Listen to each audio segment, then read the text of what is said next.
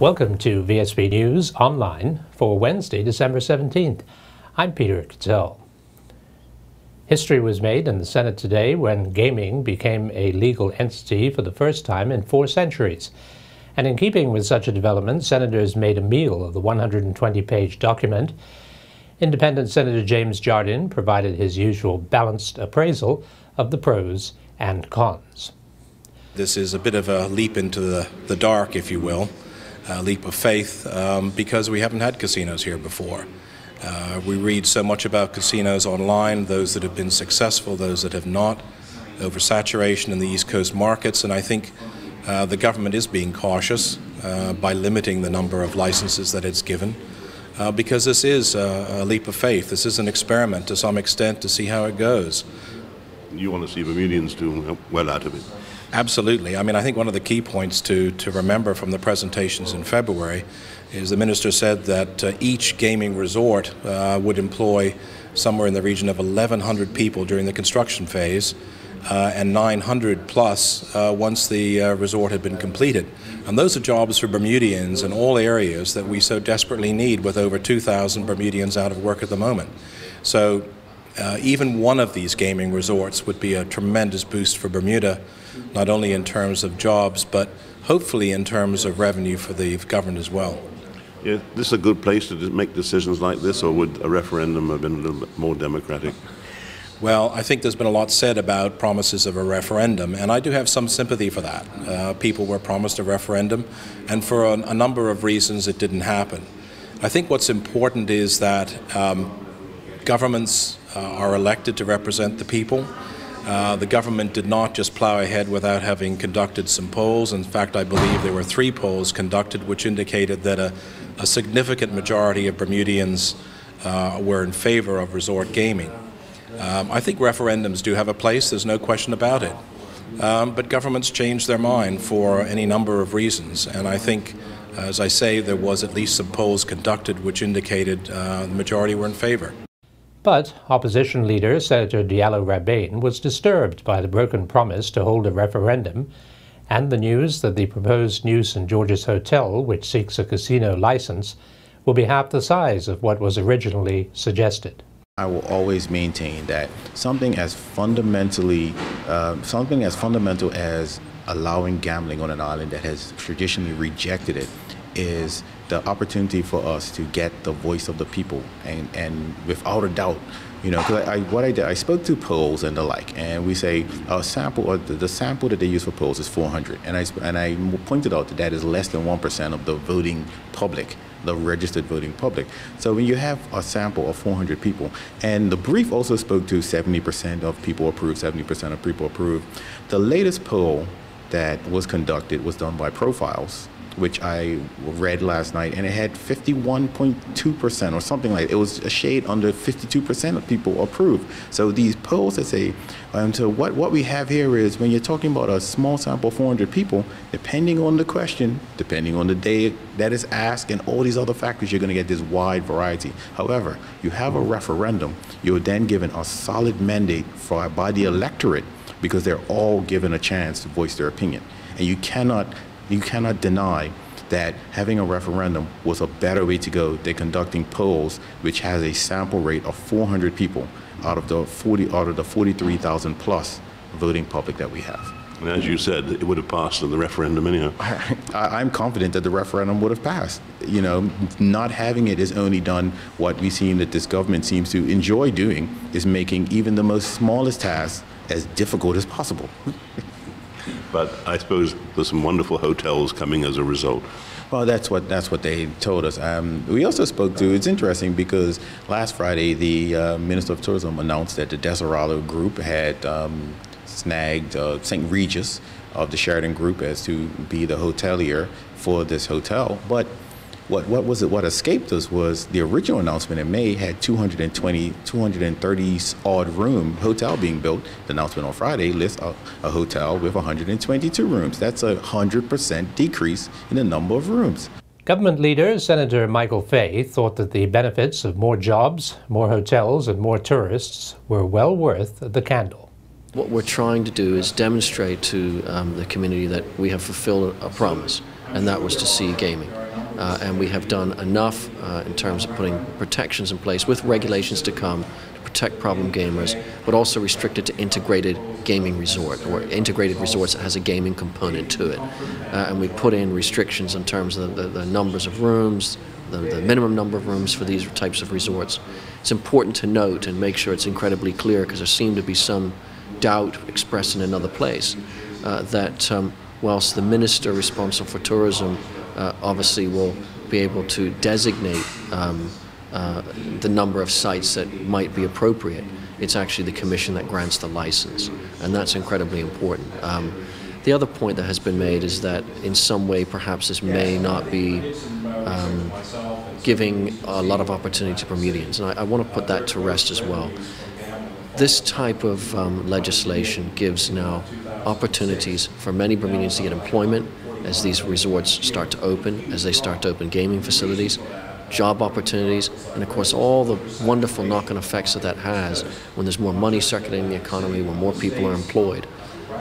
By developing an integrated resort, of course, the huge number of jobs that are available as a result. Now, there's also, some will say, well, they're foreign developers that are coming in. Okay, but that also means jobs for Bermudians. And you know what? We also have local hotel groups here who may very well fit within the categories, who may end up benefiting from a casino license. I don't have an answer to that, but to say it's exclusive only to those coming in from overseas would be wrong, it would be false, it would be completely misleading. And it's going to be part of the buzz of the America's Cup. I think it adds that extra excitement to the whole thing. When you look at what's going to happen over the next few years, Bermuda's on a tremendous track for success. We're proud to be part of that. Bermudians will be permitted to take a full part as clients in any casino that is operated in Bermuda.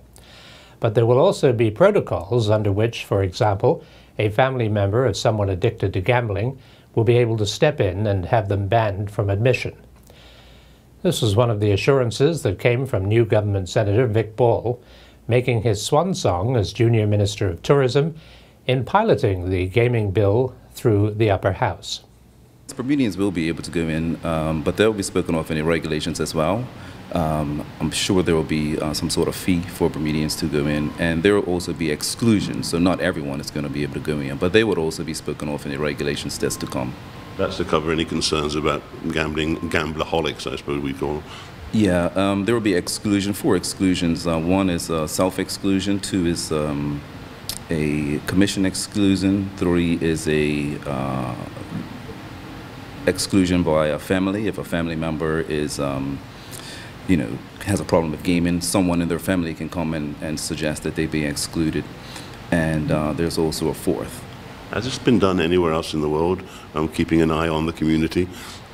I believe in Singapore, yes, it's quite similar as well, yeah. It works? Yes. So we have followed the model of a working casino operation. It's had its ups and downs, and it's got all the problems out of its network. Now we are benefiting from their experience. Yeah, and that's the part about us now getting this done, is that we have the opportunity, or have had the opportunity, to look at many other different models. And we chose the Singapore model, and we've been able to, learn from the mistakes of others. And that's one of the reasons why there will only be 3 licenses granted, so that we don't oversaturate the economy and cause, casinos to fail. 2 important Bermuda insurance companies, the XL Group and Catlin Group, are engaged in talks that could lead to them becoming a single entity that would be a top 10 player in the global insurance market. VSB News' Brian Darby has the details. The XL Group today confirmed that it is engaged in preliminary discussions with Catlin Group regarding a potential transaction to acquire the company and form a combined entity. XL CEO Mike McGavick commented that both XL and Catlin, respected, innovative, global PC firms, are well positioned on their own. However, they both believe that they could be far better positioned and stronger together.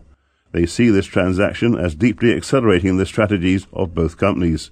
Mr. McGavick went on to say the combined entity would be a leader in the global specialty and property cat markets and would make a greater and more efficient use of both companies' global networks and infrastructure.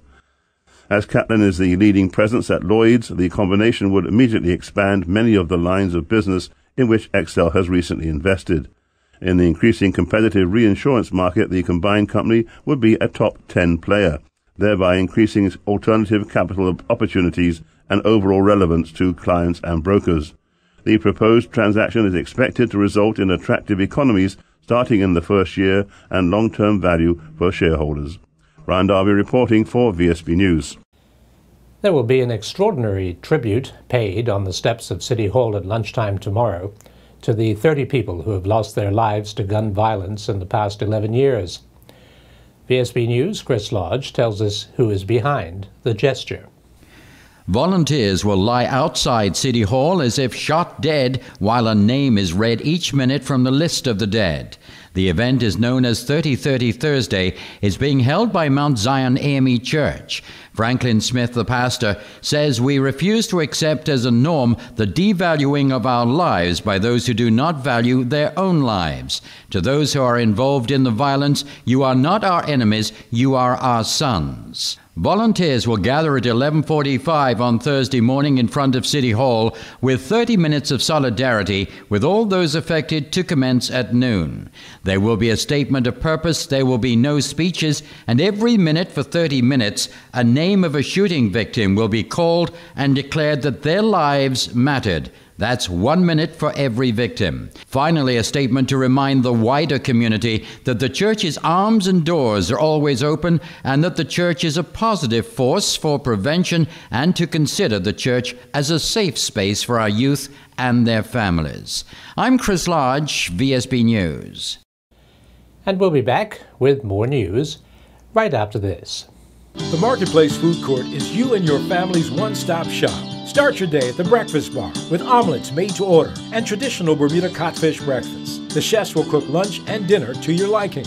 Along with the salad bar, sandwich bar, sushi bar, and fruit bar, the Marketplace Food Court is your kitchen away from home. Every day is hassle-free with nutritious meals from the Marketplace Food Court. Visit us 7 days a week. Homemade cooking, quality service, all at prices you can count on.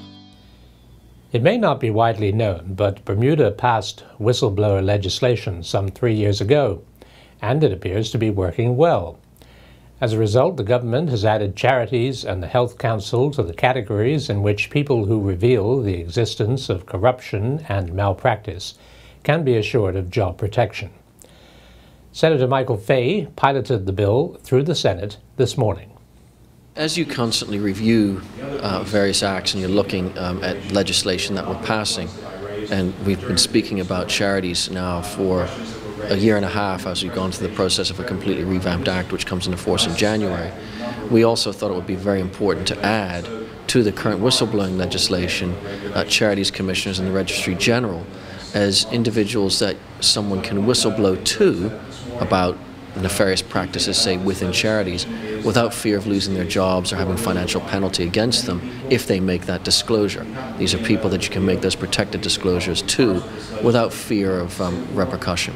And the Bermuda Health Council? And the Bermuda Health Council as well. Again, as our money continues to spend upward and upward in relation to medical requirements and health care, it makes sense to add a body that someone can make a complaint to, or I shouldn't say complaint, but whistleblow to make sure that the proper things are going on. Has it been used to your knowledge? That I don't know. I would say this, that I would assume that it has been, and the reason we haven't heard anything about it is because things are going well. It's working. It's working, yeah. It's very important, isn't it? It's incredibly important. Most good jurisdictions have such legislation for whistleblower protection, and so it's yet again a step in the right direction and building on what's been done. Following the incidents that occurred at the end of the Dudley Eve final at the National Sports Centre on November 11th, that saw gunshots being fired outside the stadium and at the Somerset Cricket Club later that evening, VSB News has asked Shannon Burgess, Vice Chairman of the BFA's Leagues and Competition Committee, if any thought had been given to starting the matches scheduled for New Year's Day so that they finished in the daylight hours. Here is what he had to say. That hasn't been taken into consideration. We need to keep in mind that we're talking about New Year's Day.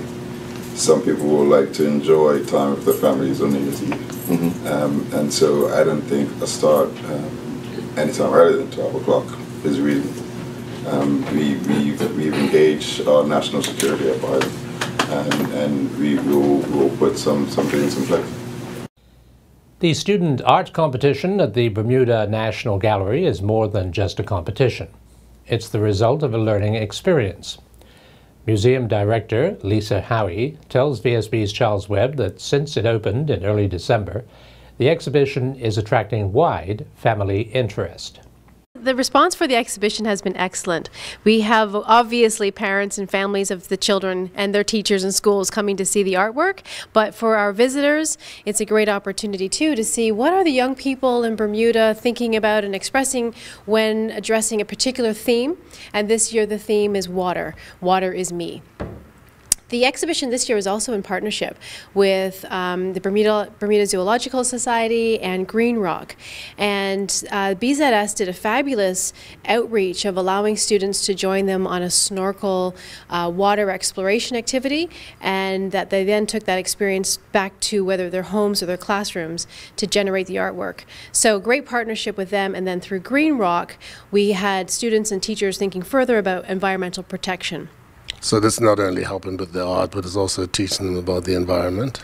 It is, and it's also making this wonderful interdisciplinary connection with art and science and the environment, so that we can kind of consider how art and design play an integral role in the interrelationship of science, technology, and engineering, art, and math. There's a lot of it around it. How many students participated? We had almost 500 submissions. We had just about every school participate. I don't have the numbers off the top of my head, but over 25 teachers participating, homeschools as well. So a really diverse range of participants from primary 3 up to the senior schools. So a number of refrigerators will be decorated this year, will they? Well, maybe parents will actually go further than the fridge and pop these into proper frames. Yeah, it's a wonderful validation for young creative artists and creative minds to recognize their work on the walls of their Bermuda National Gallery. We have artists from all over the world calling me, texting, sending emails, asking, can they have a show here at the BNG? Well, these children, these youth, have their artwork featured in their national gallery. Hey, they could put that on their resume. And now we turn to Earl Baisden with today's sports report. The Bermuda Football Association held their 2014-15 Shield and Friendship semifinal draws in their boardroom earlier today.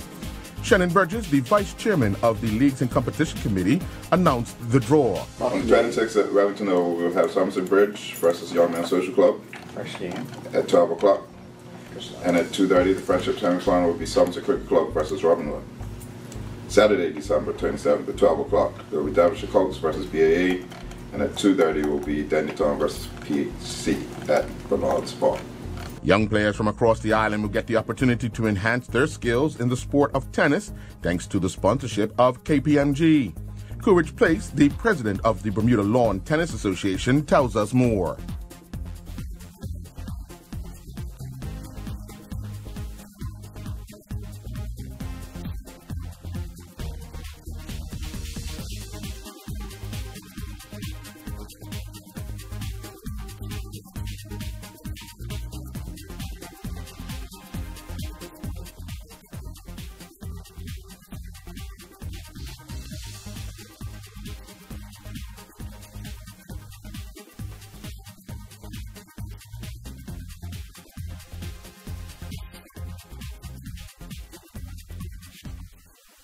All 4 Bermuda players, Delray Rollins, Onias Bascom, Trey Manders, and Christian Burgess, were in the ICC Americas team that took on a Barbados Under-23 invitational team at the Desmond Haynes Oval yesterday.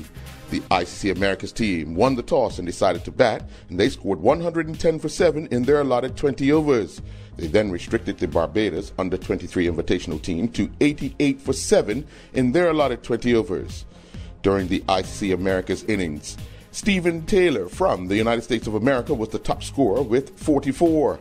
Manders was the next highest batsman with 16. Burgess was the next highest batsman with 9, while Bascom added 5. Rollins did not bat. During the Barbados Under-23 invitational innings, Rollins was the only Bermuda player to bowl, and he finished with figures of 4 overs, 1 for 20. Burgess had 4 dismissals that included 3 catches and 1 stumping. Cambridge booked an FA Cup third-round tie with Luton Town after a deflected Saleh Kaki shot after 10 minutes saw them pull off a 1-0 victory over Reggie Lamb and his Mansfield Town teammates during their second-round replay at the One Call Stadium last evening. Meanwhile, Jair Parfitt-Williams and his West Ham teammates went down 1-0 to Southampton in their under-18 third-round Youth FA Cup tie at St Mary's Stadium.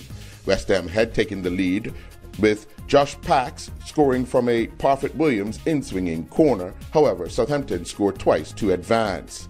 Tickets for the Toronto 2015 Pan American Games are off and running, with more than 225,000 tickets sold already. Thousands of fans are scoring their dream seats for their favorite sport, and many gold medal competitions are selling out. There's also strong demands for tickets to the opening ceremony. More than 6,000 athletes from 41 countries and territories will be competing for gold in Toronto 2015's Pan American Games in July next year. Rachel Barnes and her Bowdoin women's squash teammates were defeated 8-1 by Franklin and Marshall College. Barnes, playing in the number 1 spot, went down 3-0 to Fiona Murphy. Barnes fell in the first set 11-4. She then went down in the second set 11-3. Murphy closed out the game, winning the third set 11-4.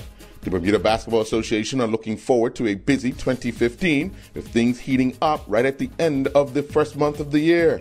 January 31st will see the Caribbean Basketball Confederation holding its annual Congress in Barbados.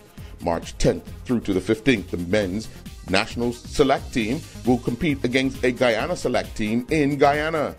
June 14th through to the 21st, the Bermuda men's national team will compete in the 2015 Caribbean Basketball Confederation's Senior Championships to be held in the British Virgin Islands. 24th of June to July 4th, Bermuda's men's and women's national teams will compete in the 2015 Island Games in Jersey. I'm Earl Basden reporting for VSB Sport. Thanks for watching VSB News Online for Wednesday, December 17th. I'm Peter Kitzel.